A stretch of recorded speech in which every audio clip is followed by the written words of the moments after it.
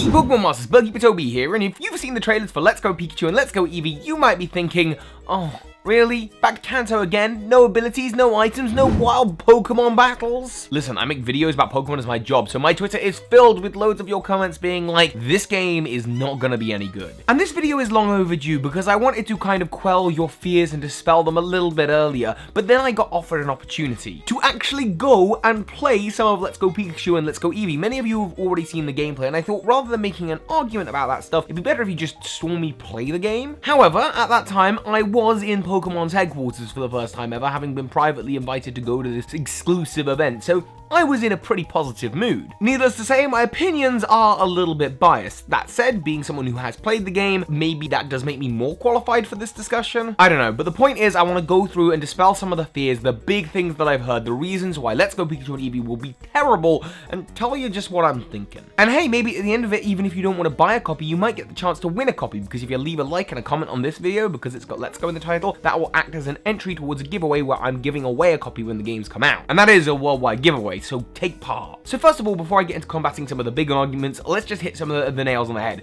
Number one, it looks gorgeous. The models, the overworld, it looks prettier, it's on a better screen, definitely better than a 3DS, it looks stunning, and it's very comfortable to play. The Pokeball Go Plus takes a little bit of getting used to. You know, you're talking like 5 minutes, but holding that Pokeball in your hand really makes you feel like you're on a Pokemon adventure. It feels great. It looks great, and it feels great. Thirdly, and this isn't so much something to the game's credit, just so much as it is to Pokemon's credit in general, we weren't expecting a main series game at all this year. See, Pokemon sort of happens in cycles of 3 years. There was Black and White, then Black and White 2, then there was a year off, then there was X and Y, Omega Ruby Alpha Sapphire, then a year off. So at this point, it should go Sun and Moon, Ultra and Ultra Moon, and then a year off, not the Diamond and Pearl remakes that people are thinking about. So with that in mind, we should be having a year off with no game right now. The fact that we're even getting Let's Go, it's an addition. It's not taking away from the next game. Gen 8 is still gonna be next year. This is purely an additional thing. But again, that's not an argument as to why the game's good, just like, hey, it's extra. So rather than me making a straw man argument, let's tackle some of the actual problems people have. Like, number one, this game is so easy. And I'm not gonna deny it. Every bit of what I played of Let's Go has been easy. And that's because every bit of Let's Go that I've played has been Viridian Forest and Pallet Town and Pewter City. In fact, most of what people have seen of the game has been the demo area, the tutorial. Of course it's easy. It's supposed to be easy. One, Pokemon games have never been particularly hard before, so I don't know what standard you're holding it to. But second of all, everything that everyone's seen of it is part of the easy portion of the game. And the few trailers where we've seen like Erica's Pokemon, for example, they're actually a higher level than they were in Pokemon Yellow. I have been personally assured by someone who works at Pokemon, who works on these games, trust me, it gets harder. Yeah, but you see, there's no abilities and held items, and that takes away some of the complexity of the game. And don't get me wrong, of course it absolutely does. But it also shouldn't make the game not fun. Pokemon Yellow through Crystal didn't have abilities, and held items didn't exist in Generation 1 at all. They were still fun games. They were still fun experiences. On top of that, Pokemon did want to stress to me when we played it that it is aimed at a newer audience. This is to say that they made Pokemon Yellow, its spiritual successor, to get in the audience of the TV show, the people who watched Ash and Pikachu and thought, hey, I want a Pikachu. This is very much designed for the new age wave of people who watch the show or collect the cards or play Pokemon Go who don't play the main series game, to bring them in so we have more people playing in the meta of Gen 8, which is only a good thing. More new players is a good thing. Yeah, but you see, Toby, hang on, you said about Pokemon Go there. This game is so much like Pokemon Go. I don't like how they've incorporated Pokemon Go in with the main series. To this, all I can say is, what? There are raspberries in this game, and you can send your Pokemon from Pokemon Go to the game, which, by the way, I think is a cool thing. The big thing, of course, is capturing Pokemon. It appears to be like the same thing as Pokemon Go on the surface. You are using raspberries and Pokeballs to get a Pokeball into the hoop before it shrinks down as the Pokemon moves around the screen. And yes, in that element, it is like Pokemon Go. Although what I will say is there is a big difference between doing it on the screen and doing it with a Pokeball Go Plus. They are different experiences. But yes, a good portion of the catching mechanic is like Pokemon Go. But the game is still far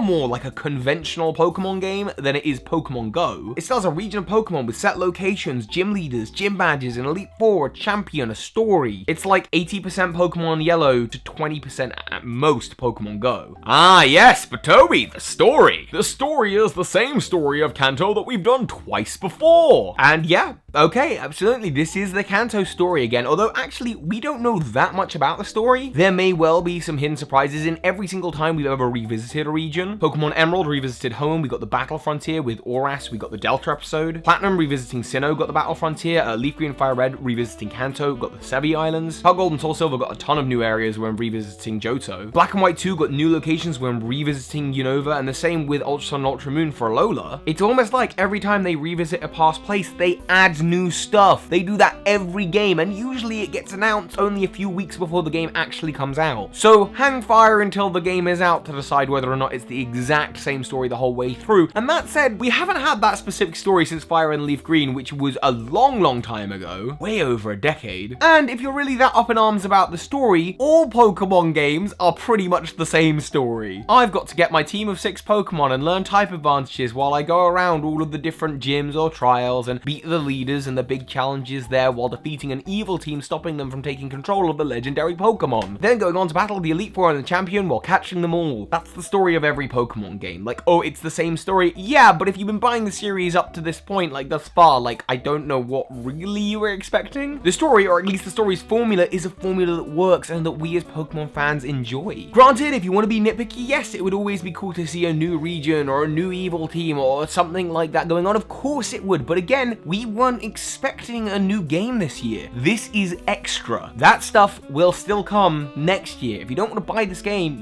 you don't have to. But that doesn't mean it's a bad game because it doesn't have those things. And by the way, a lot has changed since the last time we played Kanto. We've got Meltan now, so that's kind of cute. We've got Fairy Pokemon in Kanto, which we've never had before. We have access to Alolan forms, which we've never had before. We've got the Poke Ride. We have Pokemon following us. Hello, everyone. This has been the request in every single top features I'd love to see return that's happened since I started PokeTubing after Oras to now. The big thing has been Pokemon following me. Please, that's all we want. Now we get Pokemon following us and Pokemon in the overworld, and they're to scale with each other. That's nuts. Okay, yeah, but Toby, for Brock's gym, you have to have a grass or a water type Pokemon to even get into the gym. Isn't that a little bit handholdy? Yes, it is. Brock's section is the tutorial section of the game. We don't know about the future gyms, and even if that is the case, yes, okay, it ruins your Nuzlocke. I'm really sorry. You might have to catch an additional Pokemon for your Nuzlocke. You might not, by the way. Only 50% of Nuzlocke are probably going to get hit by that, given that there is grass Pokemon in Viridian Forest and on Route 1, so there's a good chance that you'll already have a grass Pokemon anyway, and this is only encouraging you to catch more Pokemon. But yes, okay, maybe a Nuzlocke doesn't work out so well. Sorry about that. But yes, we don't know about future gyms, and it is the tutorial section of the game, so it kind of makes sense to have something like that for the newer players. We were all just smarter in the 90s. Wait, what? And even if by the end of the game you're going to have at least 8 different types of Pokemon to complete the game so that you can challenge the gyms. 1, you don't have to use those Pokemon, and 2, how dare Pokemon try and make you catch Pokemon? You're only going to end up exploring more and seeing the different placements of wild Pokemon. By the end of the game, if you don't have 8 different types of Pokemon, then that's kind of weird. You don't have to use those Pokemon in battle, and because the box is in your bag, you don't even really have to have them on your team. Now listen, I hear you, I'm being really negative. Maybe I'm making some okay points here, but I'm coming off like a total horrible person. But it's like, come on! We get this every single generation! Oh, Black and White, all the Pokemon are just Kanto copy and pastes. Oh, X and Y, Mega Evolution, they're running out of ideas and copying Digimon. Ugh, Sun and Moon are just for kids. Except, did you do any of the trials? Because some of those were incredibly difficult. The point is, we get this every generation, and all of the things that I'm hearing being thrown out as being problems are not necessarily problems. The only issues I personally have with the game is that I don't like the rival. I like rivals to be more adversarial, very much personal preference. And the Mew with the Pokeball Go Plus, which even with that, I've kind of learned to see it as, oh, actually, it's not a guarantee that you get Mew when you buy the Pokeball Plus. It's only if you get the Pokeball Plus on release. The Mew is an additional event, and the chances are that there will be future events for Let's Go with Mew. So you don't have to buy a Pokeball to get it, and even then, you're still buying a controller. So I'm not all that fussed about that. I'm just a bit annoyed that you can't transfer Mew from Pokemon Go to Let's Go. I have my gripes with the game. I'm not just a complete fanboy, but a lot of the problems that I hear about this, that I hear before every single Pokemon game, I just say to people, wait until you've actually played some of the game, or had the game been released, and if it gets reviews. And if the reviews are bad, then that is fair. But in the history of Pokemon, how many Pokemon games have actually been bad? Most of them are from the okay to amazing scale. I think maybe Pokemon Dash? Now, I'm gonna give you a break from my whining voice, because there is one more big point, which is,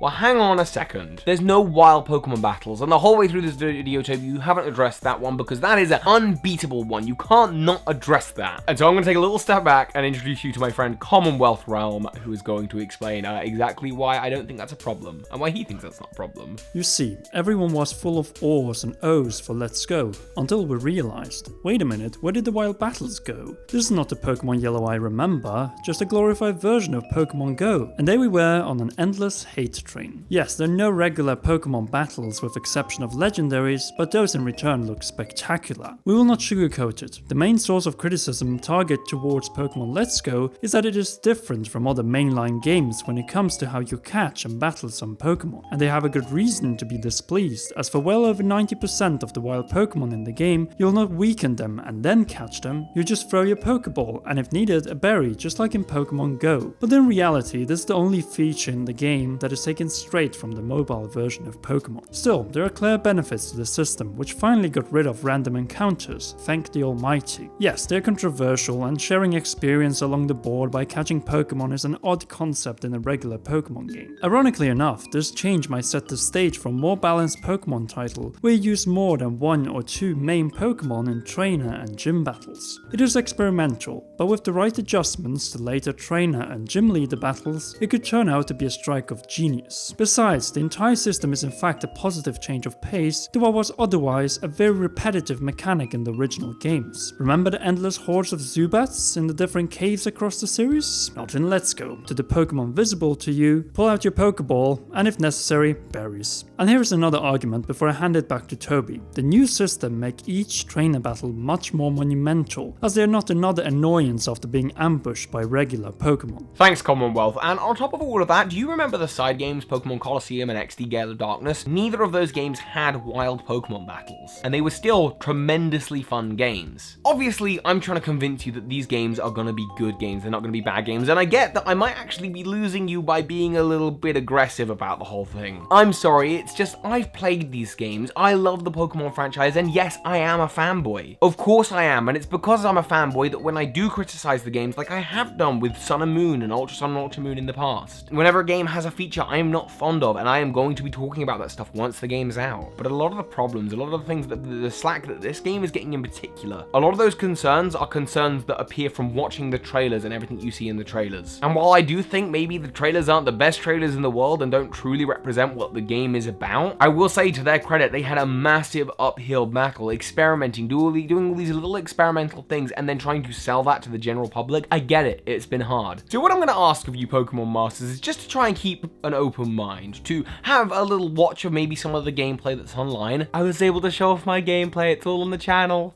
Have a little look, maybe wait till the game's out. You don't have to buy it day one. Maybe let other people play it and review it and listen to the people who have played the game. Not just me, I've only played a little bit of the game. Just think about what the problems you specifically have with the game are and not just the problems that are in mass circulation because, you know, oh no, it has no wild battles and oh no, they've taken away held items and abilities, and think, well, why are those things actually bad? Are they actually bad? Could there be a benefit? And could the people who are making the games maybe have good reasons for doing those things? I know from being a fan for the last 20 years that if you are expecting a Pokemon game that is your dream Pokemon game, if that's the game you're expecting, the one that you personally idealize, then it's not gonna happen. No video game is absolutely 100% perfect. The game has its goods and it has its bads, and this is a game that I think people are gonna find more good than bad. I hope you have fun playing it in November, and hey, if you don't want to pay out for a copy, you can win a free copy by just leaving a like and a comment. I know this is a more argumentative and controversial video of mine, so let me know your opinions, and you have a chance of winning. Oh, and by the way, this is only one of 2 opinion pieces we've done on Let's Go today. I've also done one over on Commonwealth Realms channel, so please, of course, check that out, link below and on screen, and of course, so hi Pokemon Masters.